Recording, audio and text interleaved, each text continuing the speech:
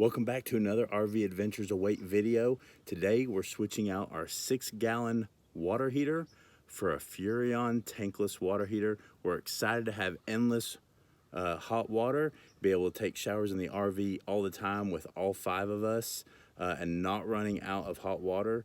So hang tight, we're about to get into this video. It's super simple and I think about anybody can do it. Now what we're having to do is gain access to our water heater right here, which is behind the large living room slide. Luckily, I can move the slide out far enough where I can get this panel out and have access to the hot water heater.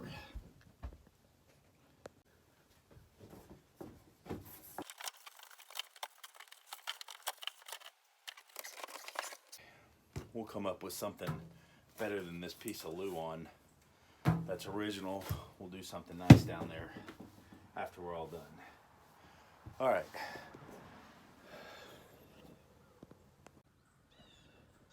So as you can see, we got our hot water inlet, our cold water inlet down here, and then not sure where our gas is. It's probably around the other side. So we'll get to disconnecting these lines and then we'll go to the outside. All right.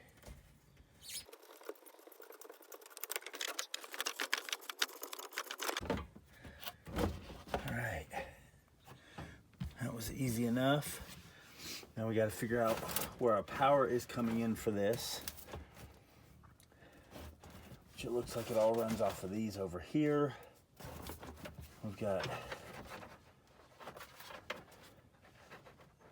we've got a green wire here, blue wire here, it runs to ground.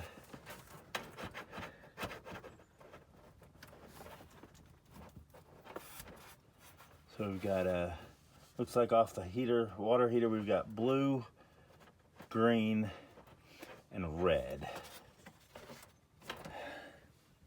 Let's make sure our power's off. All right, so unlatching this piece of cable that secures it, it pulled up this controller box right here that was on the other side over there that's actually hooked to the wires that go to the water heater right there, which we will not need anymore for that controller box since it just hooks to the wires that go to the hot water heater. Since we're going to a tankless, we've only got 4 wires. 2 wires for the controller and 2 wires, which is a ground and a hot.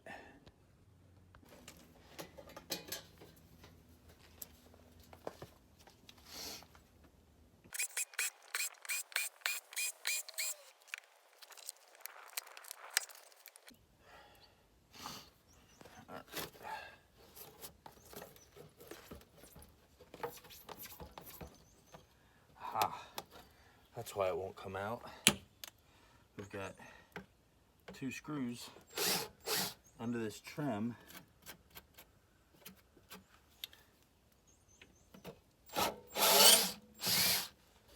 There's one. There we go. Well, that one broke off inside, but it is more of a Phillips head than it is a square bit. Somebody used an odd size for that. All right. Now,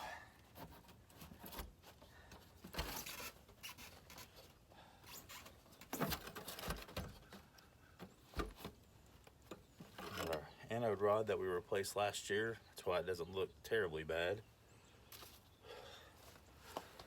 All right, let's figure out what's holding us up in there. All right, so we've got everything loose. Let's see.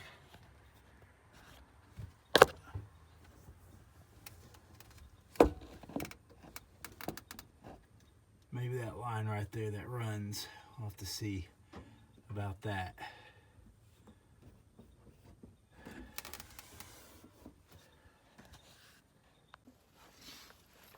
All right, so looking inside, the gas obviously right here, I'm just using an adjustable wrench, disconnect it here, push it through, and we should be able to pull this out. I've already disconnected the 3 wires, the power to it and all that. So all we got to do is disconnect this. We should be able to pull this out once we push this line back. All right, if you don't already have a set and you have a bunch of open-ended wrenches, make you a couple sets, cut some coat hanger, make some loops on it. You got your metric and standard. So the biggest one I had between the 2 sets is 11/16. It doesn't fit. So let's go try an adjustable wrench, or let's go find one out of our home toolbox and see what we can find.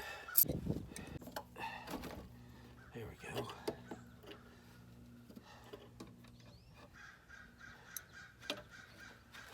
That's it. Gas is already turned off. We've had it parked there at the house all winter. We don't leave the gas on.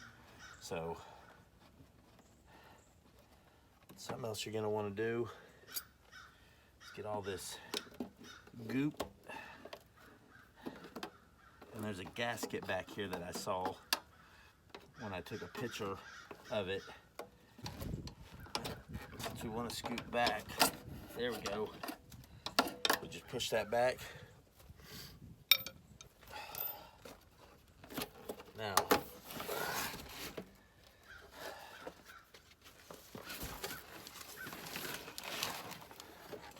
there it is. All right, so we got our 3. We got hot ground and red. We'll figure out where these go to. We'll be ready to rock and roll. Do a little cleanup down here. Doesn't look terribly bad. Obviously some water has gotten down here in the bottom part. Just this corner right here. But who knows, being a 2006, there's no telling. There's no water up here, which is a very, very good sign. So we'll get the cleaning up and we'll get to installing the new one.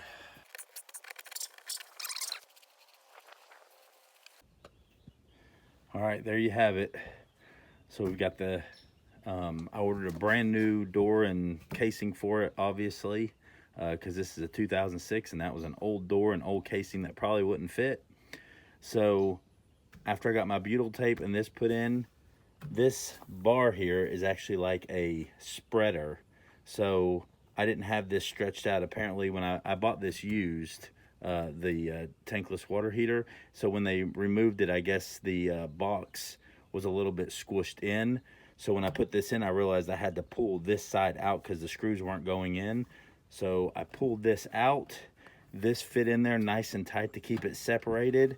And then you use the same holes that you would install the water heater for the frame. So I had to pull those screws back out, put this over it. It pulled in everywhere.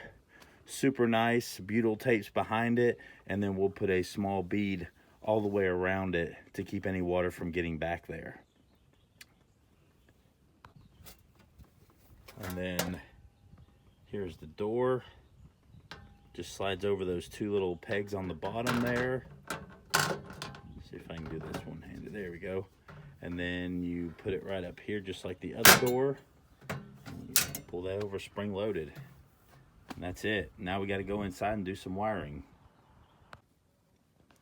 Well, here's the finished product. All these lines were way back here because the other one sat a lot deeper.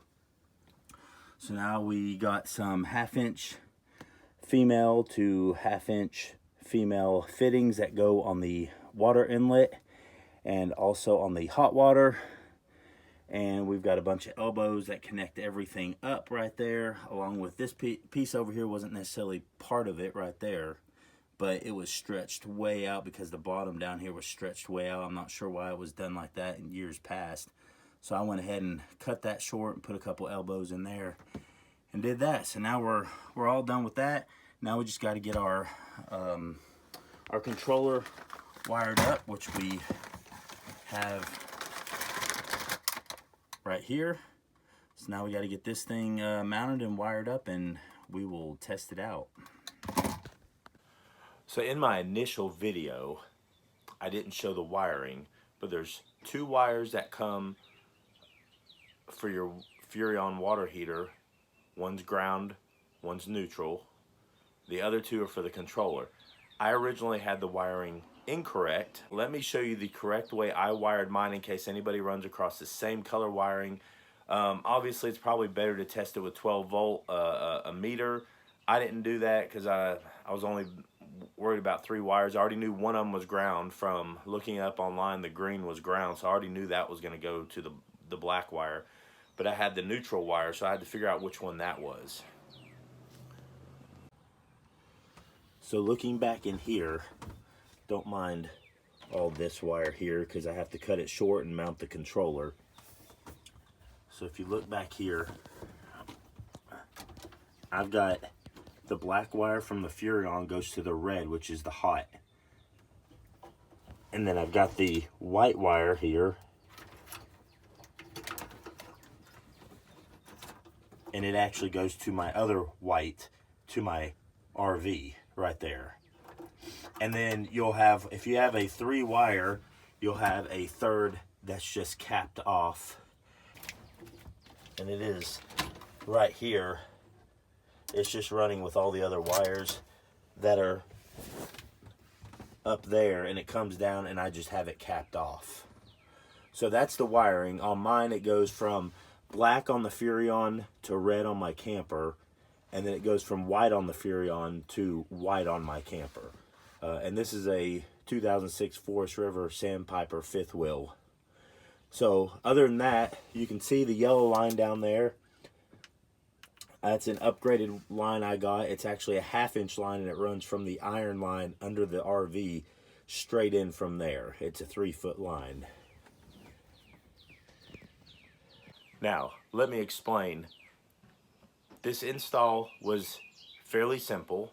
Wiring was not difficult, other than I had 2 wires crossed, so I had to figure out which one was the hot, which one was the ground, and which one I was capping. So I tested it at home. The ignition was lighting from the propane, and it would go up. And I didn't get any errors. I thought, okay, that's good. We have an RV trip coming up in, from that time, 3 or 4 weeks. Prime time to use it because we had full hookups. We get to the campground and I hook up. Well, first off, I had a water leak, which I did not have here at home, but apparently messing with all the PEX pipe and other stuff, I guess it jolted something loose a little bit. So I had a line that went from my actual pump when you run your freshwater tank up to the PEX pipe, and the fitting apparently got moved a little bit, or maybe I undid that at one point and redid it. Anyway, I started getting a leak at the campground. So anyway, I had to scramble to find somewhere that had 1/2 inch female to 1/2 inch female line. Super difficult to find because it's not a typical like faucet line where it's 3/8 to 1/2 inch. So anyway, I found one of those, I got it done, the leak was fixed. Then we went to use the hot water. I kept getting an E1 code, error code. So everybody knows if you have a water heater, most of them, or at least the Furrion, the E1 is insufficient gas supply. It's like 3 different things that it could be, but it's mostly insufficient gas supply. So I thought, okay, I was using the original copper line at that time, and I discovered after I pulled the black plastic back off of it, it had a couple kinks in it. So I thought, okay, it's got to be these kinks. So I tried with pliers kind of squeezing the kinks the opposite direction, trying to get those kinks out where gas would flow a little more freely, because these tankless water heaters, I've heard, need a little more gas because the BTUs are higher and it's on demand. Did that, trying to straighten it, put it back together, still got the code. So I found a hardware store, and I found the yellow flex lines that you saw previously. And so I got a 3/8, which is roughly the same size as the one, but it's a flex line, so you can actually flex it and it won't kink or anything. I'm sure many of you have seen it. They're not too much. I think I paid $20 for it. So I ran it from the iron line, which runs under your RV that carries all your gas to your appliances. I ran it from that connection up through the floor, through the original connection, and plugged it in. Thought, okay, this has got to be it. Insufficient gas, it's going to get good gas. Same code. So I thought, okay, it's not getting enough gas. Maybe it needs more gas, because the more BTU, depending on the length you run it, depends on how big of a opening in the line you need. So after reading the packages, I thought I need a 1/2 inch line, because I'm running 36-inch line from the iron line under the RV to the back of the water heater. And for, I think it was up to 71 or 72,000 BTU, you need a 1/2 inch line. Okay, went back to the hardware store. This is all while we're at the campground. I get a 1/2 inch line, which is a little bit more. I had to get a couple adapters to fit down to the 3/8 that I needed for the back of the water heater. So I get that hooked up, same problem. I'm getting insufficient gas. So at this point, I know I've got to be getting enough gas, or a big enough line that has enough gas, because it's rated for more BTUs than this Furrion water heater. So anyway, needless to say, I don't worry about it for the rest of our last 3 days out of the 4. I said, you know what, forget it. We'll have cold water. We'll use the bathhouse. It's no big deal. I'll figure it out when we get home. And then from there, I'll go from there. So we get back home. I start researching. Oh, it could be, you know, your flame igniter in the water heater. It could be this, could be that. Lots of different things. So I talked to my cousin who actually owns our YouTube channel called All About RVs. Go look him up. Awesome videos, great information, lots of upgraded different things that he tests and does. Anyways, I call him and I say, hey, I'm getting this code saying insufficient gas. I've got this size line. I'm getting gas to everything else in my RV. What do you think the problem is? He goes, most likely the problem is going to be your propane regulator where your propane tanks are. Okay. I haven't had any problems out of my propane regulator that I know of. I've always had gas to everything. Our old hot water heater, that was a 6-gallon Dometic, it did fine too. I got gas to that. So he recommends a certain one. I order it off of Amazon, and I get it, I install it. This was probably 4 or 5 days ago. I haven't had a chance to test it yet until today. I hook all the water up, get the water pressure regulator calculated into what I need it to be for this, about 50 PSI. We have all PEX pipe. And I turn the hot water on, and I cross my fingers. And here's what happened.